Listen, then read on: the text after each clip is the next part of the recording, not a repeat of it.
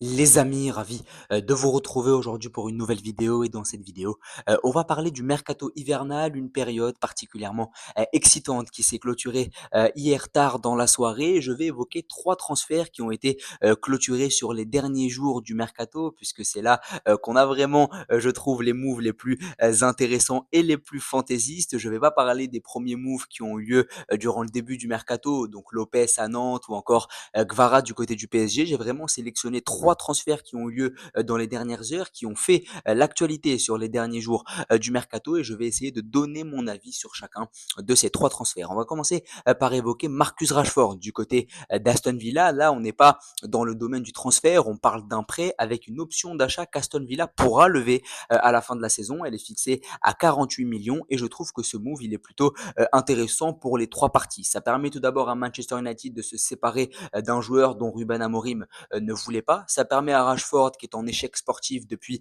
des mois, voire même des années, de signer du côté d'Aston Villa un club où il y a plus de discrétion, un club où il pourra se relancer un peu plus sereinement. Et ça permet à Aston Villa d'avoir un joueur de qualité en plus dans son effectif qui est quand même assez garni offensivement. Et ça leur permet aussi de remplacer, pourquoi pas, John Duran, parti du côté de l'Arabie Saoudite. Donc c'est vrai que en surface, on a vraiment un transfert qui arrange tout le monde. Maintenant, pour beaucoup de détracteurs de Marcus Rashford et à juste titre le fait de signer à Aston Villa à 27 ans pour un joueur sur qui on avait placé énormément de promesses à ses débuts, ça peut évidemment être perçu comme un échec pour l'international anglais, mais je ne serai pas aussi catégorique. Alors c'est vrai que Rashford, lorsqu'il a commencé, ça fait déjà quasiment 10 ans qu'il est dans le monde du football, Marcus Rashford, lorsqu'il a commencé, on le voyait plus haut, on le voyait évidemment gagner un ballon d'or, on le voyait être le principal fer de lance de l'attaque anglaise des Three Lions, pourquoi pas leur permettre de gagner une Coupe du Monde. Donc les attentes placées en Rashford au début de sa carrière, elles étaient particulièrement hautes. Et le voir du côté d'Aston Villa à 27 ans, même si ça n'est pas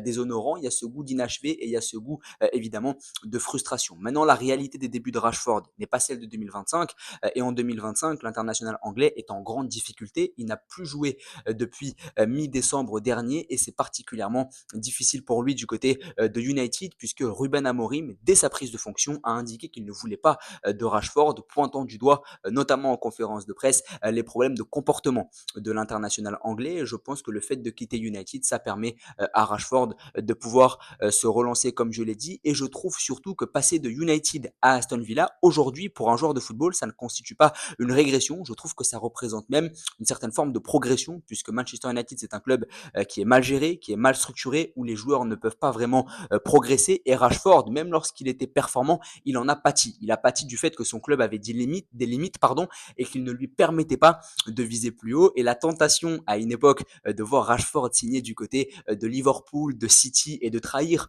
Manchester United, elle était forte puisque Liverpool ou City auraient pu permettre à Rashford de passer un step, comme gagner des titres par exemple, ce que Manchester United ne lui offrait pas. Et je pense qu'Aston Villa lui offre une garantie sportive, une certaine forme de discrétion et de sérénité pour pouvoir se relancer tranquillement et surtout ça l'empêche de trahir Manchester United. Et Aston Villa, c'est un club de grande qualité qui est bien mieux géré que Manchester United, qui est beaucoup plus serein dans le cadre de travail. C'est vrai que c'est un club qui est huitième de Première Ligue, à 4 points de la première place qualificative pour la Ligue des Champions. Ils ont fini dans le top 8 de la saison régulière de la coupe aux grandes oreilles, donc ils sont directement qualifiés pour les huitièmes de finale. Peut-être que Rashford va regoûter au parfum européen et ça me rappelle un peu Sancho. C'est vrai que Sancho, la saison passée, il avait été prêté de Manchester United à Dortmund et ça avait donné 6 mois de grande qualité de la part du joueur de Chelsea et je pense vraiment que Rashford peut s'inscrire dans cette continuité-là. L'année dernière, malheureusement, Dortmund n'avait pas eu les liquidités pour signer Sancho définitivement, mais je pense qu'Aston Villa pourrait tout à fait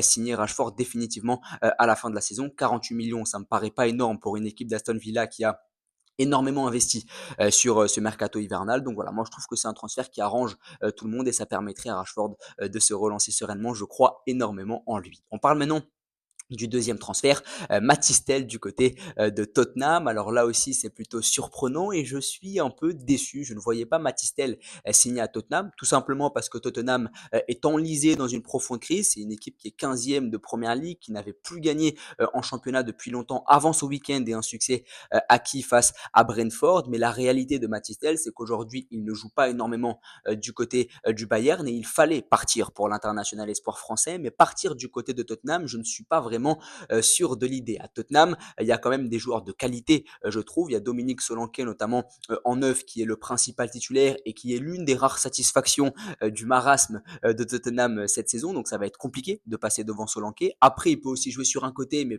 sauter Kulusevski ou Hugminson, ça va aussi être difficile pour Matistel. Franchement, je ne serais pas allé du côté de Tottenham. J'aurais quitté le Bayern Munich parce que c'est un jeune joueur qui a besoin de continuité et qui a besoin de jouer, mais je ne serais pas allé dans la fosse au lion que peut constituer la première ligue pour un jeune joueur et encore plus dans un club comme Tottenham qui est instable, irrégulier et qui est enlisé dans une profonde crise. Je lui aurais préconisé Francfort pour rester en Bundesliga et pour pouvoir jouer dans un club qui fait la part belle aux jeunes attaquants de son profil. En plus, c'est un attaquant français. On sait qu'à Francfort, il y en a beaucoup qui ont performé. Donc, je serais allé dans un club un peu plus discret, dans le même championnat. Je serais resté en Bundesliga. Là, partir à Tottenham, un club mal géré qui est dans une profonde crise, je ne suis pas sûr de l'idée.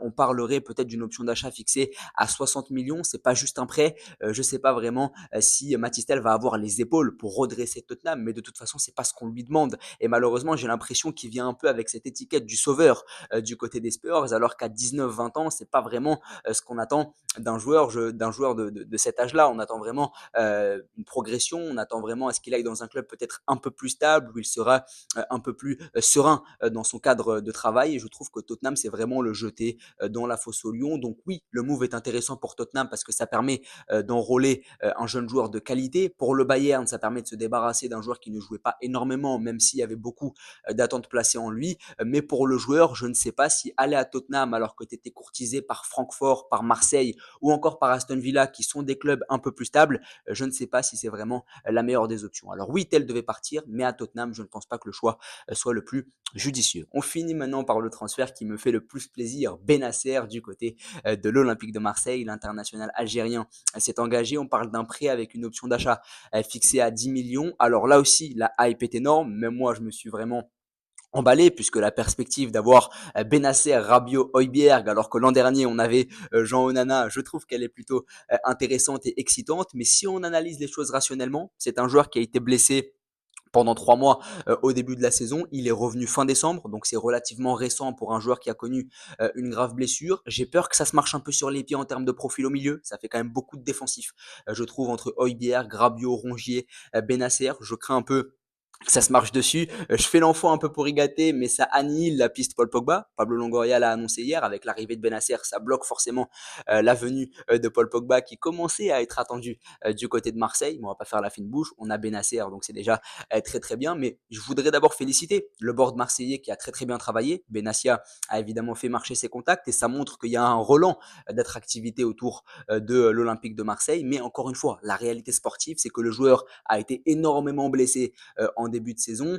C'est un joueur aussi qui a un profil assez défensif, je trouve, et ça peut peut-être un peu se marcher sur les pieds et avoir un peu moins de créativité dans l'entrejeu. Mais aujourd'hui, quand on regarde les choses, quand on regarde où on en était il y a un an ou deux, quand on regarde le passif du joueur, quand on regarde son historique, bien sûr que c'est très enthousiasmant d'avoir Benasser. Ça montre que l'OM est attractif. Ça montre aussi qu'il y a eu un effort du joueur, parce que le joueur a fait l'effort aussi de signer à l'OM. Maintenant, c'est toujours la même histoire. Je pense qu'on prépare la saison prochaine, parce que là, au milieu de terrain, il commence à y avoir du monde. Je pense qu'on envisage déjà le surplus de matchs qu'il y aura l'an prochain avec la Ligue des Champions, au minima la Ligue Europa.